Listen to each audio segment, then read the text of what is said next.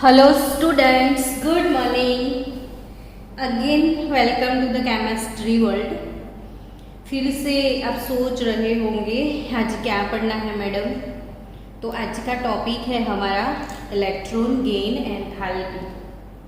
Electron gain enthalpy यानी delta EGH वो actually पढ़ चुके हैं हम कि इलेक्ट्रॉन गेन एंथैल्पी क्या है। तो प्रीवियस लेक्चर में इलेक्ट्रॉन गेन एंथैल्पी के बारे में मैंने सिखाया है कि जैसे वर्ड आप ध्यान से सुनो तो आपको सब पता चल जाए कि इलेक्ट्रॉन गेन यानी इलेक्ट्रॉन को गेन करना है। ठीक है, अब इलेक्ट्रॉन को गेन करोगे तो क्वेश्चन अराइज होगा, अब एनर्जी रिलीज होगा कि फिर एब्जॉर्ब होगा। तो आपको सोचना है आयोनाइजेशन एंथैल्पी में क्या होता था। तो आयोनाइजेशन जो प्रोसेस है उसमें इलेक्ट्रॉन को रिमूव किया जाता था, इलेक्ट्रॉन को रिमूव किया जाता था। तो इलेक्ट्रॉन रिमूव करते थे, तो रिमूव करते थे तो प्रोसेस क्या होता था कि भाई जो सेंटर है उसमें पॉजिटिव चार्ज है, आउटर मोस्ट इलेक्ट्रॉन ये पॉजिटिव ये नेगेटिव, दोनों के बीच में होता है एट्रैक्शन और उस एट्रैक्शन को ब्रेक करोगे नहीं तो इलेक्ट्रॉन को रिलीज नहीं कर पाओगे। सो यहाँ पे एट्रैक्शन को ब्रेक करने के लिए एनर्जी देना पड़ता है, यानी कि आयोनाइजेशन जो है उसमें delta IH absorb energy absorb होता है। अब जब कोई एनर्जी एब्जॉर्ब होता है तो उसका साइन जो है वो पॉजिटिव लिखते हैं। During any chemical reaction if energy is absorb then it is called endothermic reaction. एक कॉमन सा एग्जाम्पल सोचो कि जब एक डिश के अंदर आप आइस क्यूब लेके बैठे हो तो होगा क्या। तो आप बड़ी आसानी से बोल दोगे ना कि आइस क्यूब मेल्ट हो गए। तो वो आइस मेल्ट कैसे हुआ, तो आइस ने एटमॉस्फेयर में से एनर्जी को एब्जॉर्ब किया। आइस सराउंडिंग से हीट एब्जॉर्ब करेगा ना तभी वो मेल्ट होता है, यानी मेल्टिंग ऑफ आइस ये कैसा प्रोसेस है, एंडोथर्मिक। फॉर एग्जाम्पल जैसे सोडियम गैस है, जब वो इलेक्ट्रॉन लूज करता है तो 496 किलो जूल पर मोल हीट एब्जॉर्ब करेगा और इतना हीट एब्जॉर्ब करने के बाद वो इलेक्ट्रॉन को रिलीज करता है। यहाँ पे हीट एब्जॉर्ब होता है, so heat is act as a reactant here. यहाँ पे रिएक्टेंट साइड क्योंकि उसने एब्जॉर्ब किया सोडियम। अब शांति से समझो कि सोडियम का गैसियस एटम जो है वो 496 किलो जूल पर मोल हीट एब्जॉर्ब करता है, तब वो इलेक्ट्रॉन को रिलीज करता है और इलेक्ट्रॉन को रिलीज करने के बाद Na+ कैटायन प्रोड्यूस करता है। ये वाली प्रोसेस को बोलना है आयोनाइजेशन। अब हीट रिलीज हुआ है इसलिए ये एंडोथर्मिक है। तो what is the ionisation enthalpy of sodium gas here, तो it is plus 496 kilo joule per mole. ये एब्जॉर्ब हुआ ना इसीलिए प्लस साइन। अब इलेक्ट्रॉन गेन एंथैल्पी की बात करें तो जो इलेक्ट्रॉन गेन एंथैल्पी है ना बच्चों, वो उसका नेचर कैसा है वो समझते हैं। आयोनाइजेशन का ऑपोजिट प्रोसेस है इलेक्ट्रॉन गेन प्रोसेस। तो ये इलेक्ट्रॉन गेन प्रोसेस होता क्या है, तो अगेन इलेक्ट्रॉन को गेन करना है भाई।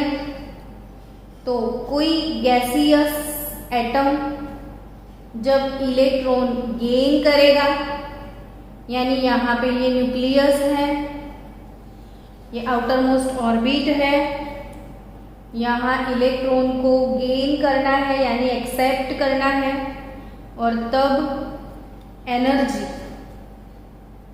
ए माइनस गैसियस बनता है। और एनर्जी का क्या होता है, तो यहाँ पे ये आप स्पेसिफिकली ये नहीं बोलोगे कि एनर्जी रिलीज होता है, क्योंकि मोस्टली वो रिलीज होगा, लेकिन एज एन एक्सेप्शन थोड़े बहुत केसेस ऐसे भी है जिसमें हीट एब्जॉर्ब भी होता है। So change in enthalpy word यहाँ पे बोलना है, एब्जॉर्ब और रिलीज वर्ड नहीं बोलना है। तो इट मे बी पॉजिटिव और it may be negative, it may be exo और इट मे बी एंडो। जब कोई केमिकल रिएक्शन होता है ना और हीट रिलीज होता है, तब हम उसको एक्सोथर्मिक प्रोसेस बोलते हैं, और हीट जब एब्जॉर्ब होता है तो वो एंडोथर्मिक होता है। सो यहाँ पे बच्चों आपको आज ये समझना है कि इलेक्ट्रॉन गेन का जो प्रोसेस है, इसमें जब इलेक्ट्रॉन आउटर मोस्ट ऑर्बिट में एंटर होता है तो मोस्टली एनर्जी रिलीज होगा, लेकिन कोई कोई केस में रिलीज नहीं होगा। तो मैंने आपको शायद समझाया था प्रीवियस लेक्चर में कि जैसे ऑक्सीजन है, तो गैसियस आइसोलेटेड ऑक्सीजन एटम अगर इलेक्ट्रॉन को गेन करके O-1 आयन प्रोड्यूस करता है, तो उस टाइम एनर्जी क्या होती है, रिलीज होती है। उस ड्यूरेशन में एनर्जी क्या होती है बच्चों, रिलीज होती है। अब फर्स्ट इलेक्ट्रॉन गेन होता है तो उसको फर्स्ट इलेक्ट्रॉन गेन एंथैल्पी बोलते हैं।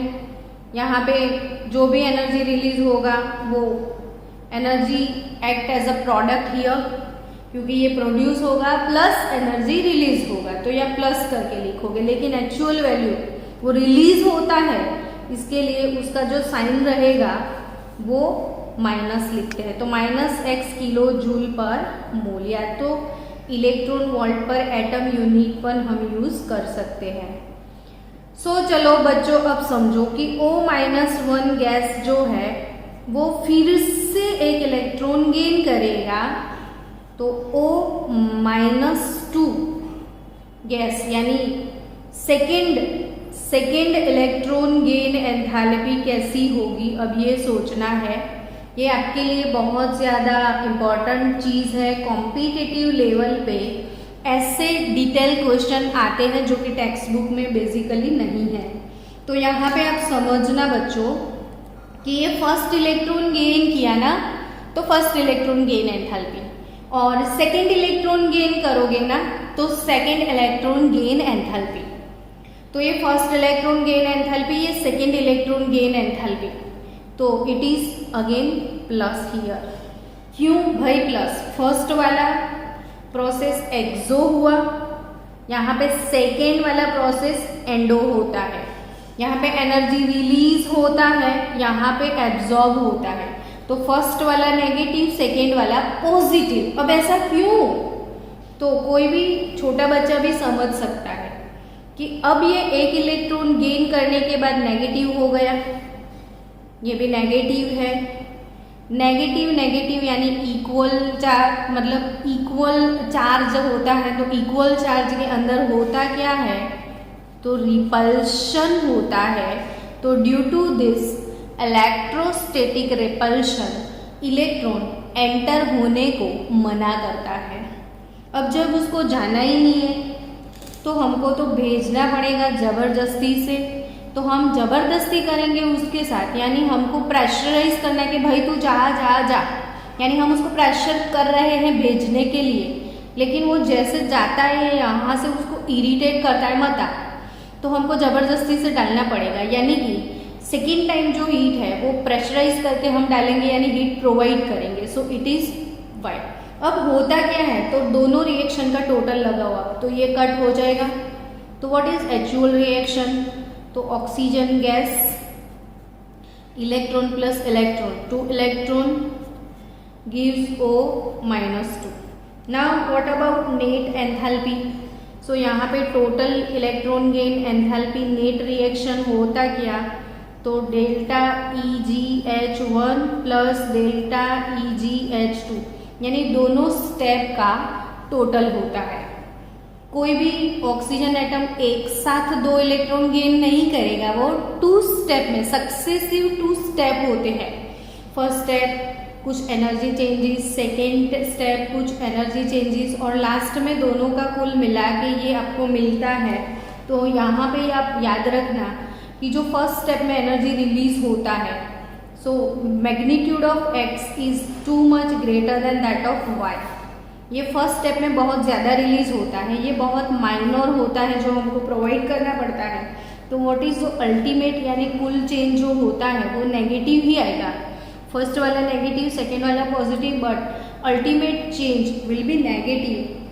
आपको पता है ऑक्सीजन का electron gain enthalpy -41 kilo joule per mole है, -141 किलो जूल पर मोल है ऑक्सीजन का, माइनस है, तो ultimately it will be negative. तो जो सेकेंड और थर्ड स्टेप में जो आता है उसके बाद वाला वो पॉजिटिव रहेगा, लेकिन काफ़ी कम होता है।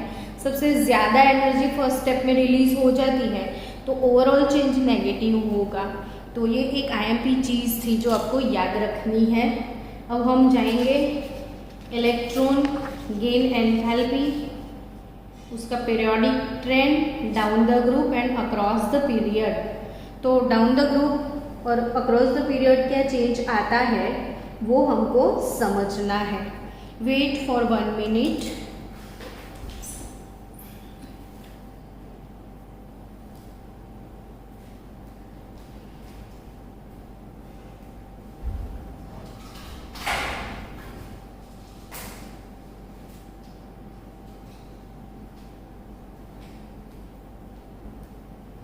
चलो स्टूडेंट्स, अब जो इलेक्ट्रॉन गेन एंथैल्पी है वो जब हम ग्रुप और पीरियड की बात करें, तो पीरियड आपको पता है कि जो हॉरिजॉन्टल रोज है ना मॉडर्न पीरियोडिक टेबल में, उनको हम पीरियड बोलते हैं। तो if we move left to right in a period, left to right in a period, तो what about electron gain enthalpy? तो electron gain enthalpy delta EgH, suspense क्या होगा सोचो, अब खुद सोचो, पहले अपना गैसिंग्स यूज करो, फिर पढ़ो, फिर मजा, आप एंजॉय करो कि मैंने क्या आंसर दिया था और होता क्या है। तो सबसे पहले शांति से आराम से बैठ के सेकेंड पीरियड की बात करते हैं। चलो सेकेंड पीरियड। अब सेकेंड पीरियड याद होगा ना सबको, कौन सा है सेकेंड पीरियड? तो ली, बे, ब, क, नौ, फ, ऐसा कुछ है ना। सेकेंड पीरियड में एटॉमिक साइज के बारे में सोचो ध्यान से।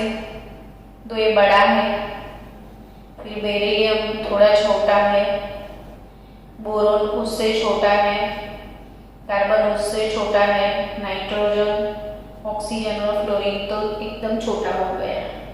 यानी जब हम लेफ्ट टू राइट मूव होते हैं तो एटॉमिक साइज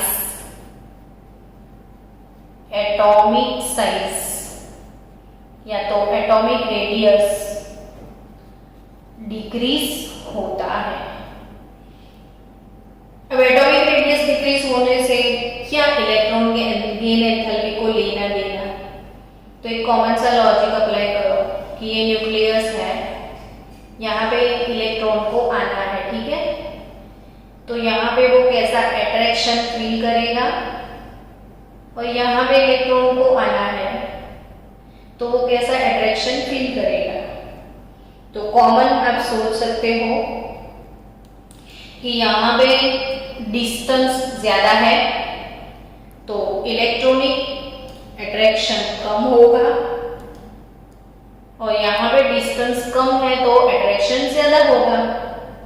तो मोर अट्रैक्शन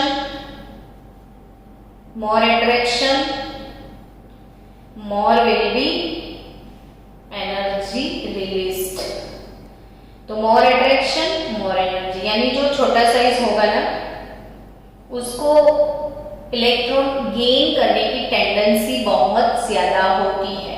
एक चीज आपके दिमाग में सेट कर लो कि जिसका साइज बड़ा होता है ना वो इलेक्ट्रॉन लूज करने की टेंडेंसी रखता है, और जिसका साइज छोटा होता है ना उसकी टेंडेंसी होती है इलेक्ट्रॉन गेन करने की। बड़ा साइज लूज करते हैं, छोटा साइज गेन करते हैं। उनको गेन करना अच्छा लगता है। छोटे बच्चों को इलेक्ट्रॉन पसंद है, और आप भी छोटे बच्चे हो तो आप भी सोचना कि बड़े वाले इलेक्ट्रॉन लूज करते हैं। आपको पता है होल पीरियोडिक टेबल में सबसे बड़े लोग कौन हैं?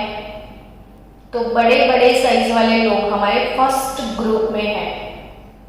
तो फर्स्ट ग्रुप के एलिमेंट्स जो है वो साइज में काफी बड़े हैं, और टॉप टू बॉटम मूव होते हो तो साइज और भी बड़ा हो जाता है। और पूरे पीरियोडिक टेबल में सबसे बड़ा, जिसको मोटा भाई बोलते हैं, तो सबसे मोटा भाई कौन है? सीजियम। और जो सबसे मोटा भाई है ना उसकी टेंडेंसी इलेक्ट्रॉन लूज करने की होती है, वो इजीली इलेक्ट्रॉन लूज कर जाते हैं। तो फर्स्ट ग्रुप वाले जो है उनकी आयोनाइजेशन एंथैल्पी पूरे पीरियोडिक टेबल में मिनिमम है, minimum lowest ionization enthalpy in whole periodic table first group. और फर्स्ट ग्रुप में भी टॉप टू बॉटम जाओगे तो आयोनाइजेशन एंथैल्पी साइज बढ़ने की वजह से डिक्रीज होती है। तो in whole periodic table most electropositive बड़ा भाई, मोस्ट इलेक्ट्रोपॉजिटिव जो बड़ा भाई है वो इलेक्ट्रोपॉजिटिव है, और जो छोटू सा है वो इलेक्ट्रोनेगेटिव होता है।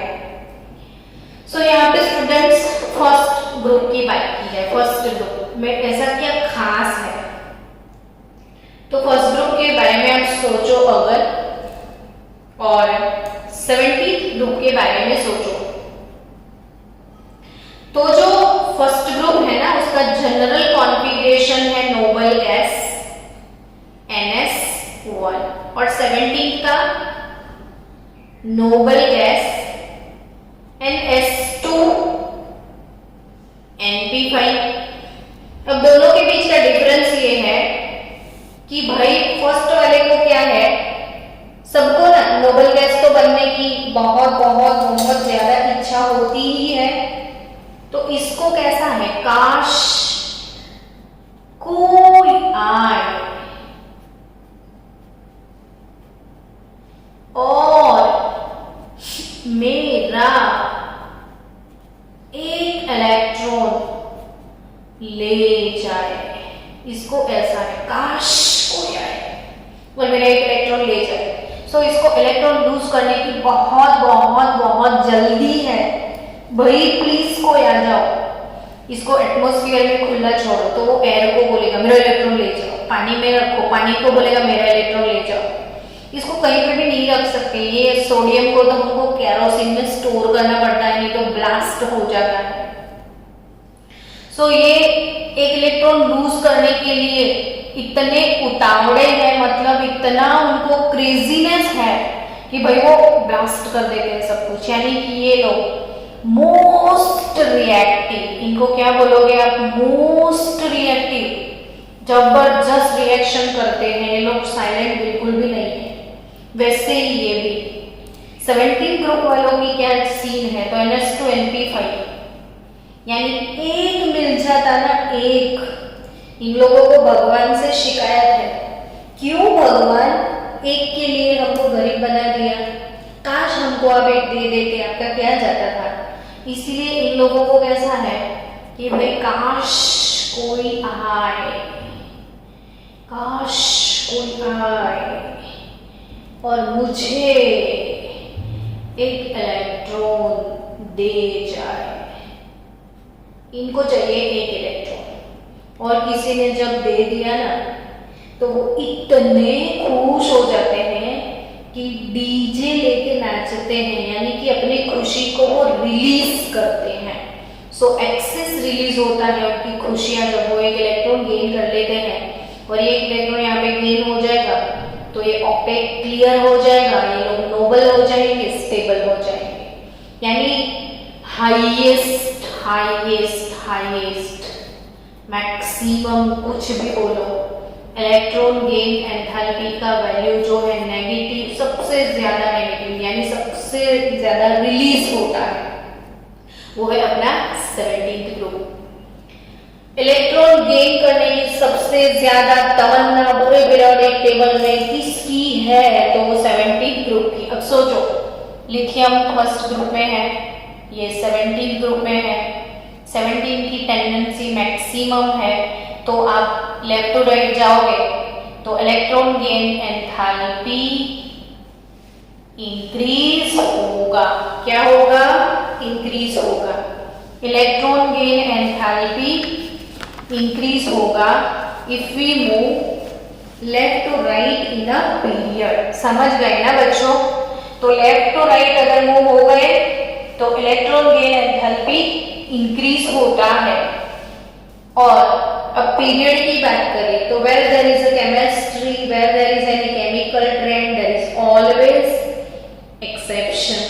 तो कहीं कहीं एक्सेप्शन आने वाले हैं, तो उन एक्सेप्शन जो कि हमारी एक्सपेक्टेशन से डिफरेंट होता है उनको हम बोलते हैं एनामोलस, यानी एक्सपेक्टेशन से डिफरेंट बिहेवियर। तो anomalous behaviour across the period, वो वाला टॉपिक आज हम पढ़ते हैं। फिर से anomalous behaviour across the period, यानी अब पूरे पीरियड में हमने ये सीखा कि ली, पे, बकन ऑफ, ऐसे जाओगे तो electron gain enthalpy generally increase होता है।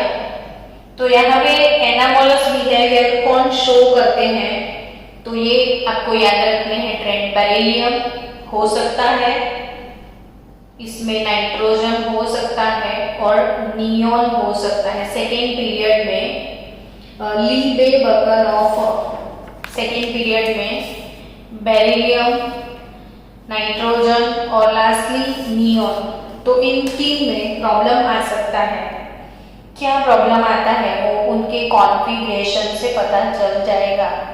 तो Z = 7 और ये Z = 10। अब कॉन्फ़िगरेशन जब नहीं आता है तो सारी चीजें आपके लिए यूजलेस है। तो सबसे पहला काम, अगर नहीं आता है तो भी फिर से आप क्या सीखोगे? Electronic configuration. नहीं आता है तो मुझे बोलो, मैं फिर से आपको वीडियो भेज दूंगी।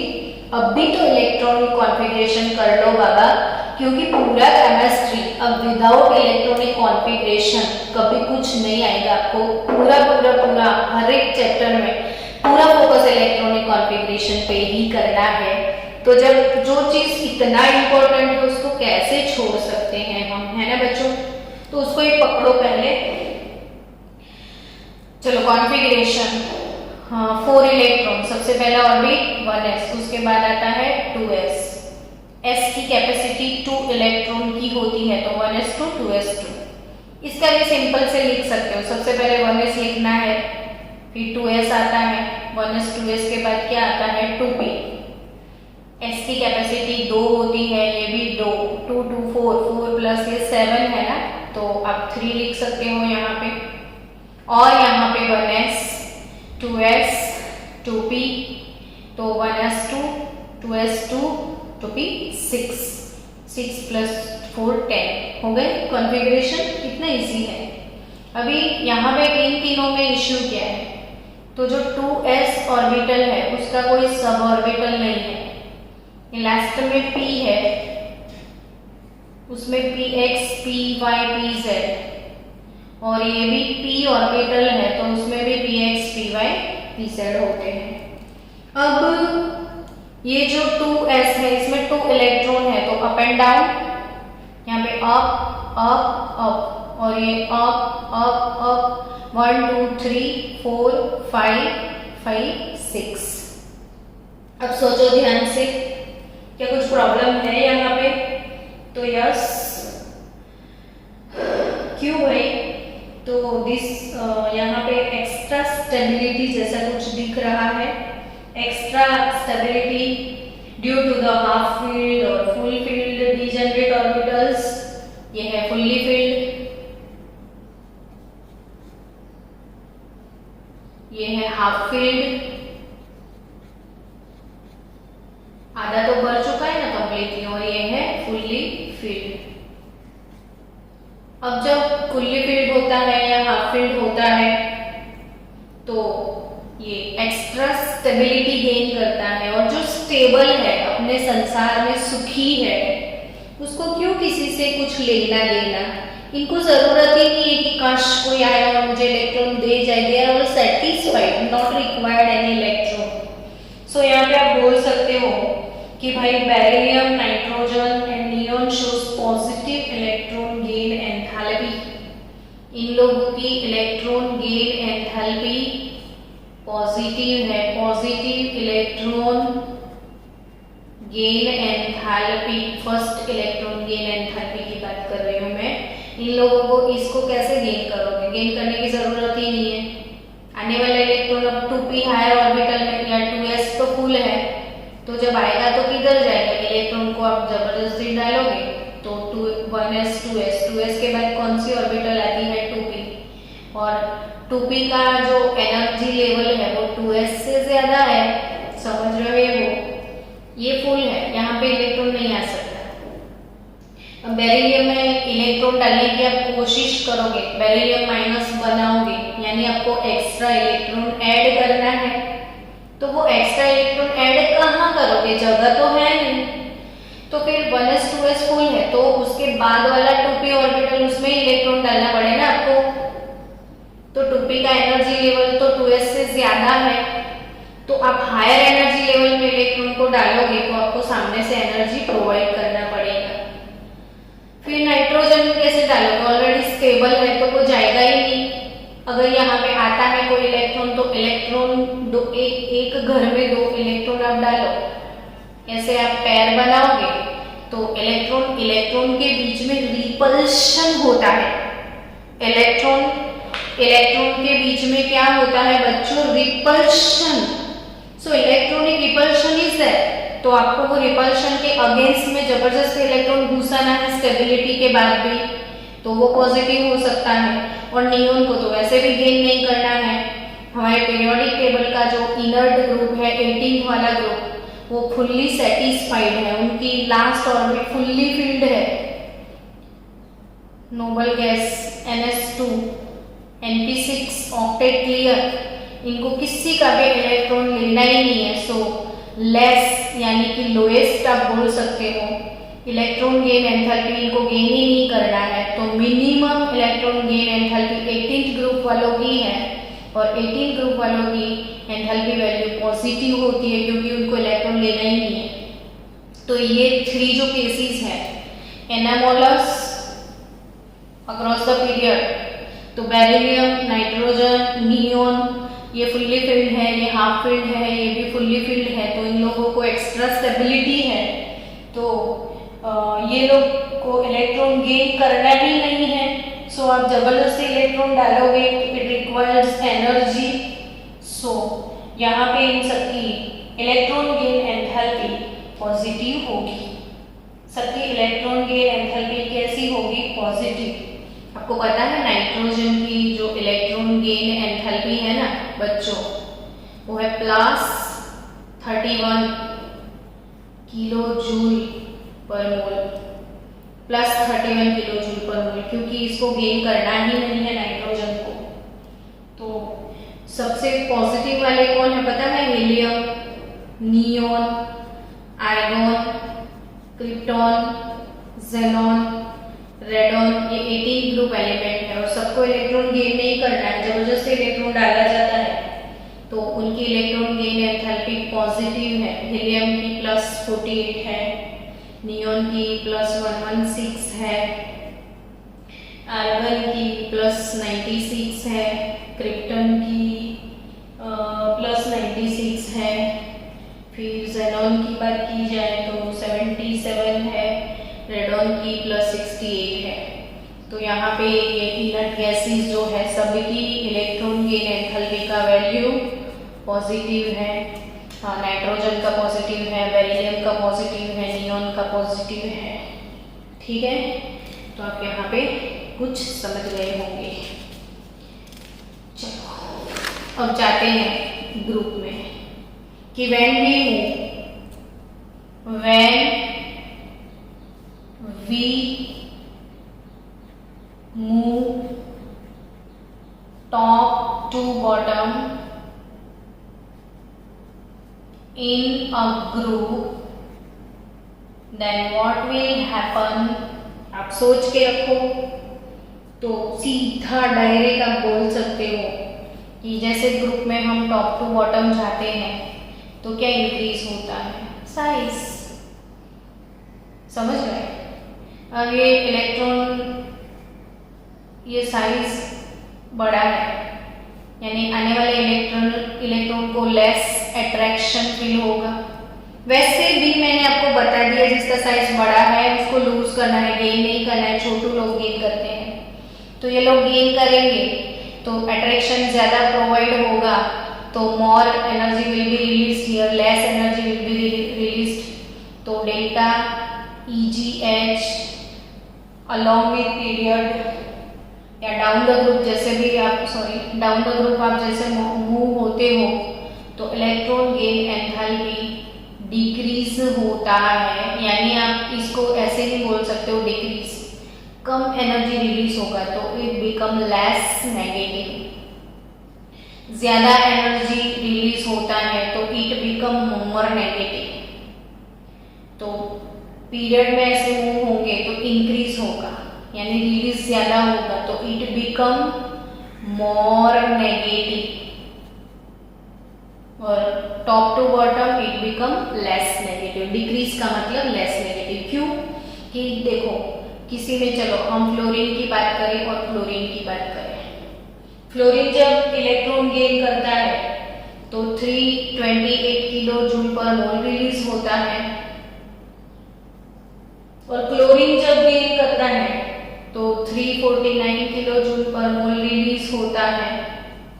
अब नेगेटिव वैल्यू क्योंकि रिलीज हुई, लेकिन एक्चुअली आप मैथमेटिकली देखोगे मैथ्स पॉइंट ऑफ व्यू तो ये ज्यादा है ये कम है, लेकिन यहाँ पे मैथ्स पॉइंट ऑफ व्यू आपको नहीं देखना है। जस्ट साइन तो इसलिए है कि वो रिलीज होता है, आपको मैग्नीट्यूड देखना है। तो यहाँ पे आप बोल सकते हो कि electron gain enthalpy of chlorine is greater than that of electron gain enthalpy of fluorine. अब आपके मन में कंफ्यूजन आया होगा, अभी क्या बोला था? एक मिनट मैडम फिर से बोलो ना। आपने तो ऐसा बोला था ना कि टॉप टू बॉटम मूव होते हो तो इट बिकम लेस नेगेटिव। तो ये फ्लोरीन क्लोरीन ये क्यों? तो yes, it is our exception here जिसको हमें पढ़ना है। तो anomalous behaviour down the group, क्या सीखोगे भैया? Anomalous behaviour down the group. तो anomalous behaviour down the group.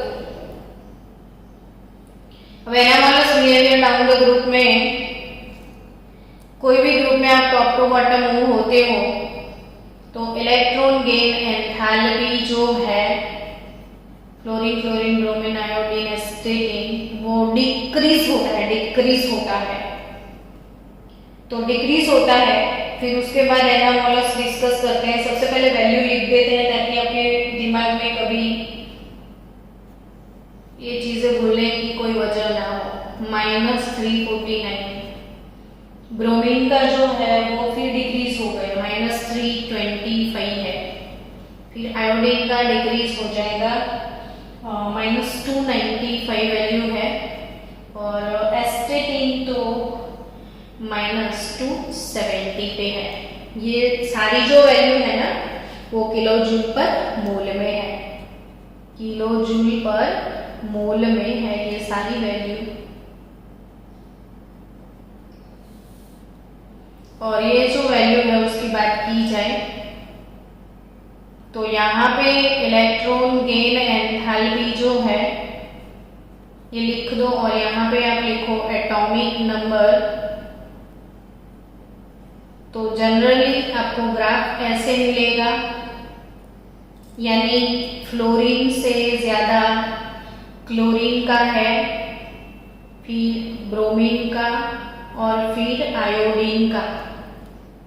ये याद रखना क्योंकि ग्राफ एग्जाम में आते हैं और जब आप ग्राफ लर्न करते हो तो आपको अच्छे से ग्राफ की वजह से थियरी पोर्शन याद हो जाता है।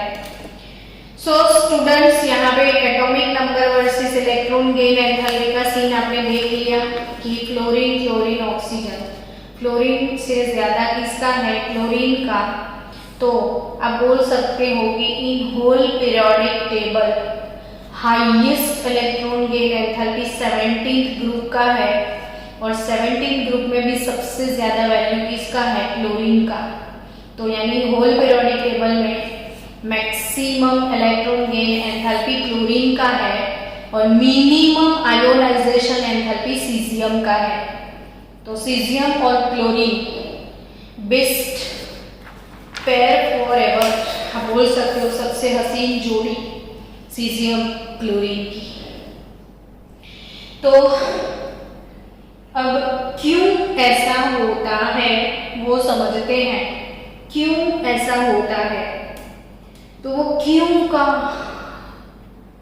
आंसर निकालते हैं। 16 ग्रुप, 17 ग्रुप, 16 OS से TO और यहाँ पे fluorine, chlorine, bromine, iodine, एस्टेटिन। Down the group electron gain enthalpy decrease होता है, so it become less negative. तो यहाँ पे भी सेम ट्रेंड फॉलो करना है, लेकिन हियर भी है anomalous behaviour between oxygen and sulphur and fluorine and chlorine. Oxygen sulphur की बात करें तो electron gain enthalpy of oxygen -141 kilo joule per mole, वेरेस sulphur का उससे कम होना चाहिए, लेकिन एज एन एक्सेप्शन वो ज्यादा है -200 किलो जूल पर मोल। फ्लोरीन की बात की जाए तो fluorine has value -328 kilo joule per mole और क्लोरीन की बात की जाए तो it is -349 kilo joule per मोल। अब यहाँ पे देखो 16 वाले ग्रुप में सल्फर का ज्यादा है और 17 वाले ग्रुप में क्लोरीन का ज्यादा है, यानी electron gain enthalpy of sulphur is greater than that of electron gain enthalpy of oxygen और यहाँ पे chlorine is greater than that of fluorine.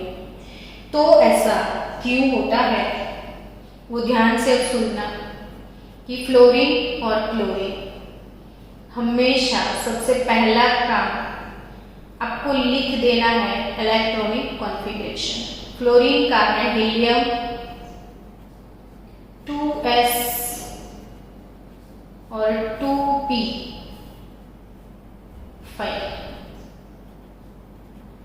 यहाँ पे है नियॉन 3s और 3p5, 3s2 3p5। So students, अब समझना कि 2s2 1 2 3 4 5 1 2 3 4 5 ये हो गया 6 नहीं 5 2p5 2p5 3p5। चलो आने वाला कल किधर जाएगा तो यहाँ पे बच्चों आने वाला इलेक्ट्रॉन यहीं पे तो एंटर होगा आने वाला, और यहीं पे आने वाला इलेक्ट्रॉन एंटर होगा। तो यहाँ पे आने वाला इलेक्ट्रॉन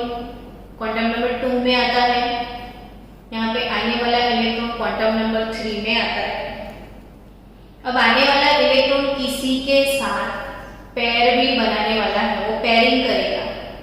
तो आपको पता तो है कि एक इलेक्ट्रॉन पहले से होता है और दूसरा जब आता है तो वो पहले वाले को पसंद नहीं आता है। इलेक्ट्रॉन को तो अकेला रहना पसंद है, सिंगल, टू बी सिंगल, ये इसका फेवरेट मोड है। और आप दूसरा डालोगे तो एक इलेक्ट्रॉन, ये भी इलेक्ट्रॉन, इलेक्ट्रॉन इलेक्ट्रॉन के बीच में होता क्या है बच्चों? रिपल्शन, क्योंकि चार्ज दोनों का सेम होता है। तो यहाँ पे पेयरिंग होने की वजह से इलेक्ट्रॉन इलेक्ट्रॉन रिपल्शन जो है वो इंक्रीज होता है, या होता ही है। Electron electron repulsion is that due to pairing. तो जो लास्ट इलेक्ट्रॉन एंटर होता है वो पेयर बनाता है, पेयरिंग करता है पी ऑर्बिटल में, और पेयरिंग करेगा तो इलेक्ट्रॉनिक इलेक्ट्रॉनिक रिपल्शन होगा। अब समझो कि रिपल्शन तो होता है लेकिन ज्यादा किस में होता है? तो फ्लोरीन और क्लोरीन की बात करें तो न्यूक्लियस, ये फर्स्ट ऑर्बिट, ये सेकेंड वाला ऑर्बिट और ये थर्ड वाला ऑर्बिट। अब फ्लोरीन की बात करो ना, फ्लोरीन की, तो इलेक्ट्रॉन सेकेंड शेल में ऐड होने वाला है n इज इक्वल टू 2, और क्लोरीन की बात करो तो n इज इक्वल टू 3 में एंटर होगा। अब यहाँ पे जब एंटर होता है तो ये रिपल्शन तो है ही है, उसके साथ साथ न्यूक्लियस के साथ तो अट्रैक्शन फील भी करेंगे ना। तो n इज इक्वल टू 2 मिल जाएगा तो वो न्यूक्लियस के करीब है, तो वो इलेक्ट्रॉन न्यूक्लियस के करीब होता है तो अट्रैक्शन भी ज्यादा फील करेगा। तो जहां पे अट्रैक्शन ज्यादा फील करेगा वहां पे रिपल्शन भी ज्यादा होगा। जहां पे अट्रैक्शन ज्यादा फील करेगा वहां पे electron electron repulsion is more because of quantum number 2, और यहाँ पे less repulsion because of quantum number 3। अब यहाँ न्यूक्लियस से दूर है, कम अट्रैक्शन फील करेगा तो इन दोनों में कम रिपल्शन होगा, यानी यहाँ पे रिपल्शन कम है तो इलेक्ट्रॉन इजीली एंटर हो जाएगा। क्लोरीन में रिपल्शन कम मिलेगा। जब रिपल्शन कम है, दुश्मन कम है, तो इलेक्ट्रॉन बड़ी जल्दी से आसानी से चला जाता है, और यहाँ पे क्वांटम नंबर 2 में जाना थोड़ा टफ हो जाता है इलेक्ट्रॉनिक रिपल्शन की वजह से। सो बच्चों याद रखना हमेशा कि क्लोरीन में क्वांटम नंबर 3 में जाना है और फ्लोरीन में क्वांटम नंबर 2 में जाना है। So due to the small size the inter electronic repulsion increases causing further decrease in the electron gain and Halley's value. सो अब याद रखना फ्लोरीन क्लोरीन की बात। तो यहाँ पे छोटा साइज ज्यादा attraction, more will be the electronic repulsion. Same case in oxygen और सल्फर। तो ये तो anomalous behaviour across the group आपको याद रखने हैं। तो फिर से मिलेंगे नेक्स्ट लेक्चर में। नेक्स्ट टॉपिक हमारा होगा electronegativity. So till then bye bye.